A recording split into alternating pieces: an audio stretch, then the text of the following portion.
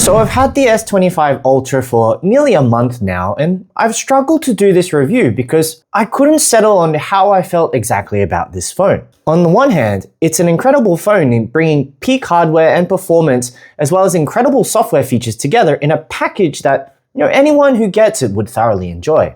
But on the other hand, there's a lot that makes me feel like Samsung is just getting complacent, because when you compare it to previous versions, there are so many things that have barely changed hardware-wise, and even the software enhancements are either slight improvements or they're improvements but just not unique to Samsung.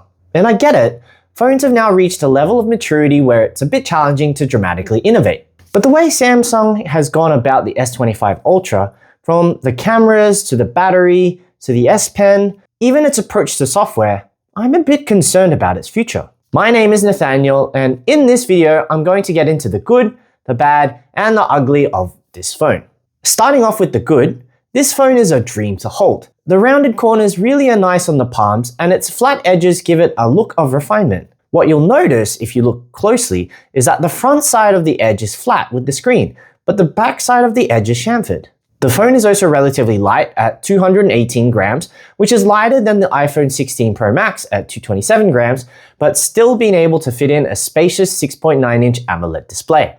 Its display has a refresh rate of up to 120 Hz, which makes scrolling look incredibly smooth, and has a peak brightness of 2600 nits, which allows the screen to be viewable out in sunlight.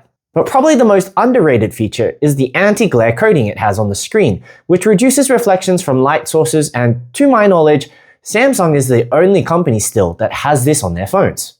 It has the latest Qualcomm Snapdragon 8 Elite chip, which is 30 to 40% more powerful than its previous model, and 12 gigs of RAM. And while the majority of people will never need to push this chip to its limits, if you're a mobile gamer like me, it definitely makes a difference. I've never been able to run my games at max settings at 60 frames per second as smoothly as I have on the S25 Ultra. And with its newer 40% larger vapor chamber, I was able to notice that the phone didn't get as hot or heat up as quickly compared to its previous iteration.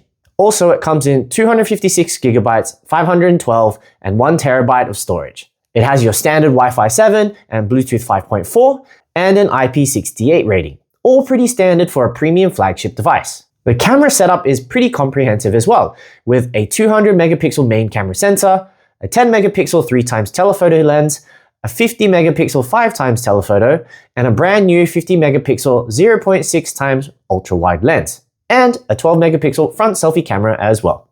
The UI is relatively intuitive, and it's also nice that a lot of the functions you would need are within reach. The fact that you can take a 200 megapixel photo is crazy in that there's just so much detail for you to zoom in on. You can even zoom up to 100 times to take a photo, although at that much zoom, almost anything would be very pixelated. There's also a Pro Mode and Expert RAW for those who want more refined control on the settings like white balance or ISO. And what's interesting is in the Expert RAW mode, there's a couple of what you could call experimental features built in.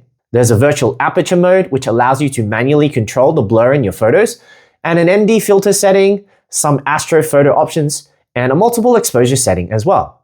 You can also record video at up to 8K 30 frames per second, although there's not that many TVs that can support that kind of content. What's nice is there's now a zoom slider that allows you a bit more finer control on the speed of your zoom. Also, something new that might be of interest to professionals or video enthusiasts is the ability to shoot in log video. This allows you to add your own color palettes in post-production. And while the filters functionality has been around in previous models, what's new is the ability to specifically control the different settings on those filters. So for example, you find a photo on the internet that you like and want to emulate the way it's shot. You upload it to save the filter, but then tweak the color temperature, the warmth, the saturation, and so on until you're happy with what you've got. And the great thing is, this actually works both before you've taken a photo, but also after you've taken it as well. The S25 Ultra runs on the latest Android 15 and Samsung's own skin, One UI 7. I generally like how Samsung goes about its software, and I really noticed how polished their software is when I switched from a Z Fold 6 to the Automagic V3 as a daily driver. It's one of those situations where you don't know how good it is until you leave the hallowed grounds. Only then do you realize how good you've got it. And there's so many extras in this software that other companies may not support. For example, with the S25 Ultra, by default, they've switched the notification style to this new separate style, accessing notifications on the left side of the phone and the settings on the right side.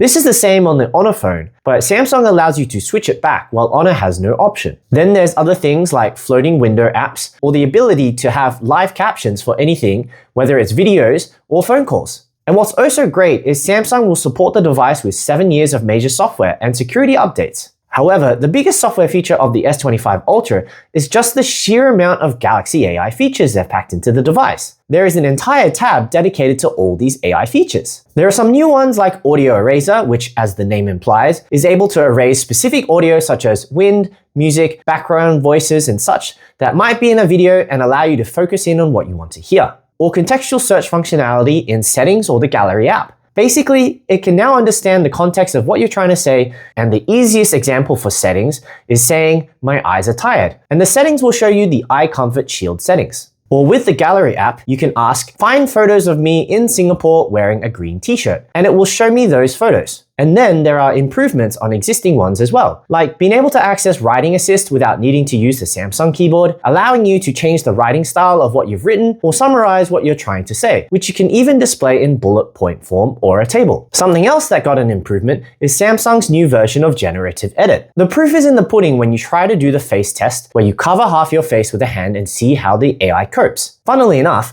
my favorite AI feature isn't a Samsung one. It's Google's Circle to Search, which is just so easily accessible and feeds into my Googling needs, being able to circle anything to find out more about it. And then we come to the most unique and differentiating feature of the S25 Ultra, the S Pen. There are only a handful of devices that support a stylus and even fewer that have it built in. It's so nifty because of how easy it is to jot down notes or sign documents, or the best part is being able to scribble on your screenshots that you send to your friends. It's just not the same if you have to carry around a separate pen in your pocket. And using the AI features is much easier to be more accurate with a pen compared to using your finger, especially for something like sketch to image. When the S Pen was first introduced on the original Galaxy Note, it was this defining feature that set it apart from every other phone on the market. Over 13 years later, and it's still living up to its expectations of standing out from the competition. However, the S Pen is also the cause of much online happiness amongst a small number of people, and it is where we start the bad of the S25 Ultra. You see, ever since the Note 9 in 2018, they had a Bluetooth S Pen which provided two main functions. The first was Air Actions, which was essentially a function to let you act like Harry Potter and wave the S Pen to move around the device. But the second, and probably more utilized function, was the ability to use the S Pen as a remote shutter button. Again, having something that's built in and not having to pay extra for it was something everyone was happy about. So it was very surprising to people when they heard that the Bluetooth functionality was removed from the S Pen. Now, companies introduce and remove features all the time, and they're generally all for the same reason: low utilization. I mean, does anyone remember live messages? That was removed from the S24 Ultra, and I didn't even hear about it being removed or people complaining about it being removed either. Removing S Pen functionality, however, set off quite a number of people. I actually talk about it in more depth in my other video, which you can check out from the link in the top right-hand corner of your screen. Then there's the battery situation. It has an ample 5000 mAh battery. However, this has been the same battery size since the S20 Ultra back in 2020. So this will now be 6 years of the exact same battery. You see this phone? This is a foldable phone from Honor. It came out in July 2024, and it has a 5150 mAh battery, but it's only 4.35 millimeters thin. The OnePlus 13 came out in October 2024. That has a 6000 mAh battery, and it's lighter than the S25 Ultra. So how can these phones have bigger capacities and yet beat it in thinness and lightness? Well, they're using what's called silicon carbon batteries. Basically, it's a new type of battery formula that allows batteries to either hold more juice while taking up the same space, or the same amount of juice but take up less space. That's how you get those battery sizes for those phones. So why hasn't Samsung adopted these technologies? Well, there's several reasons I can think of. The first is that silicon carbon batteries are still relatively new technology, although that shouldn't really stop them from adopting it. The second and slightly more plausible one is that there just aren't enough silicon carbon battery factories that can produce a high enough yield of batteries that support the volume of devices the S25 series would sell. But the third and most likely reason is that Samsung is scared of repeating the Note 7 disaster. That was the worst time for them, having to take not only a massive revenue hit, but also a gigantic hit on their reputation and brand equity. So it's understandable that they would be hesitant to rock the battery boat. But 6 years is a really long time to not have made any advancements on battery tech. I mean, Samsung wrote the book on battery safety, coming up with their own 8-point safety check after the Note 7 fiasco. So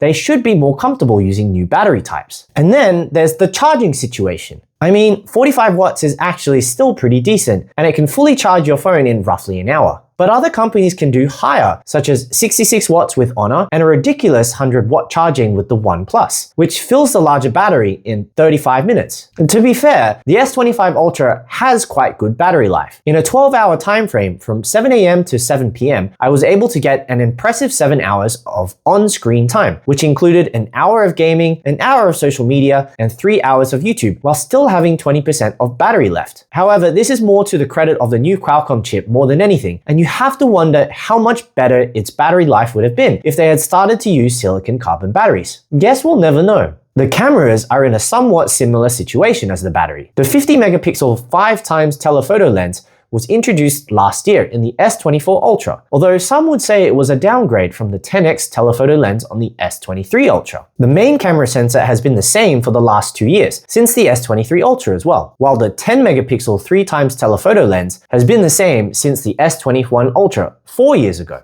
And while yes, the ultra-wide did get an upgrade to 50 megapixels this time round, before this year, it was a 12 megapixel since the S20 Ultra 5 years ago, back in 2020. Now, I know megapixels aren't the be-all and end-all of a great camera. There's a lot that gets changed under the hood, like different apertures, or the size of the sensors, or optical image stabilization, so on and so forth. But when there are companies that are pushing the boundaries like Xiaomi, Oppo, and Vivo's 1-inch camera sensors, or Huawei's variable aperture lens, you have to wonder what Samsung is doing to push the boundaries of cameras. You could say that the camera can be supplemented by software, and the S25 Ultra does a pretty good job on the software optimizations front, with a new Pro Visual Engine chip, improved AI software, and nightography. But it doesn't feel like a big enough differentiator to say, I want to get the S25 Ultra over the S24 Ultra. I mean, take Gemini for example. A lot of the S25 Unpacked event was focused on AI and being able to go through multi-step actions such as watch this YouTube video, summarize it, and put it in a note.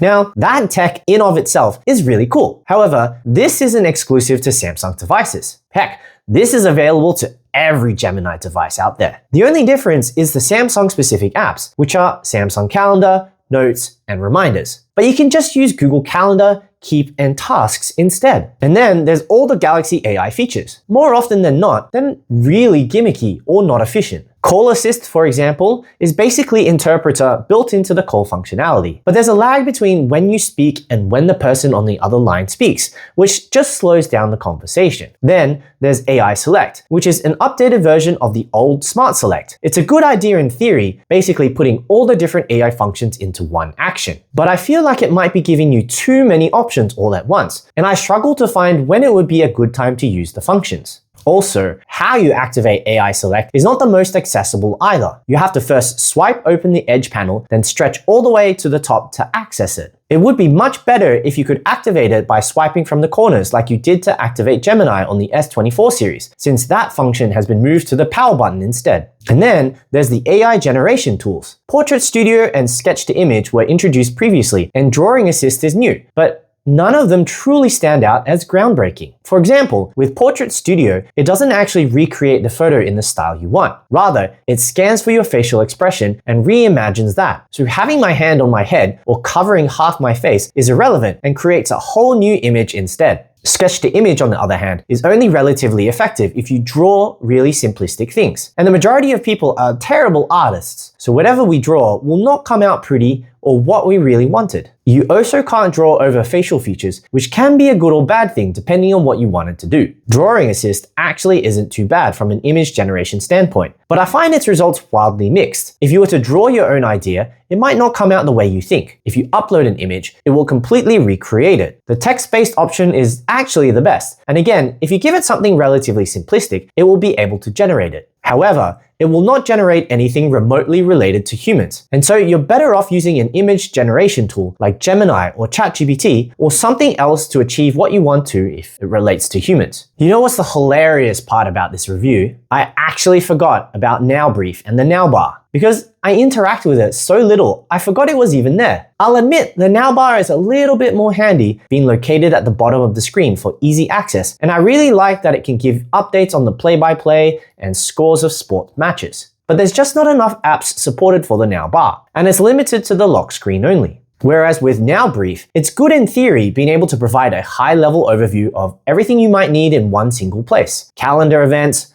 birthdays, weather, your step count, and depending on the time of day, music playlists from Spotify. But I feel like there needs to be more app integrations to make it more useful. Something like unread important emails, or messages that you might have missed, or comments from social media, or even breaking news. I understand that that's what the notification panel is for, notifications. But if Now Brief is supposed to be the all-in-one shop for things you need to be briefed on, wouldn't those be included as well? And after all that, I have to give you the ugly about the S25 Ultra, and the ugly can be broken into the past, the present, and the future. So first off, the past. Why would you get the S25 Ultra instead of the S24 Ultra? There are so many carryovers from the S24 Ultra, from the cameras being the same to the battery being the same, and there's still been support for the Bluetooth S Pen. Then, a lot of the software features will be ported over to the S24 Ultra with One UI 7. And also, the price of the S24 Ultra would have dropped by now. Then there's the present. I will reiterate, the S25 Ultra is an amazing phone in a vacuum, but when you compare it to what else is out there, like the OnePlus 13, the Vivo X200 Pro, or the upcoming Xiaomi 15 Ultra,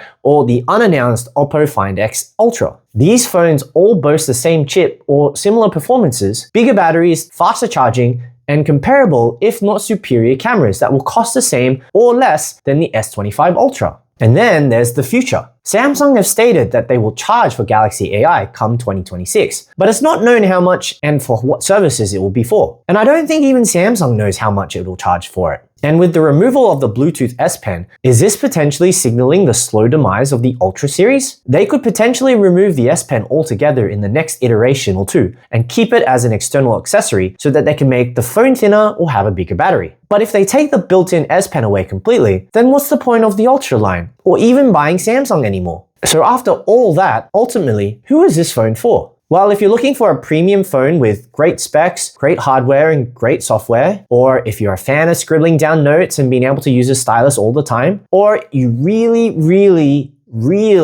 love AI, then the S25 Ultra is the phone for you. However, this phone is not for you if you want to save some dollary dues, you cannot live without Air Actions, or you really hate AI. Thanks again for staying until the end. If you liked what you saw, then please give this video a thumbs up and subscribe to the channel so you can see more content like this. Also, feel free to comment down below on what you saw. Do you agree or disagree with my assessments of the phone? What are your thoughts about the S25 Ultra? And if you want to hear more about the S Pen situation, you can check out that video here.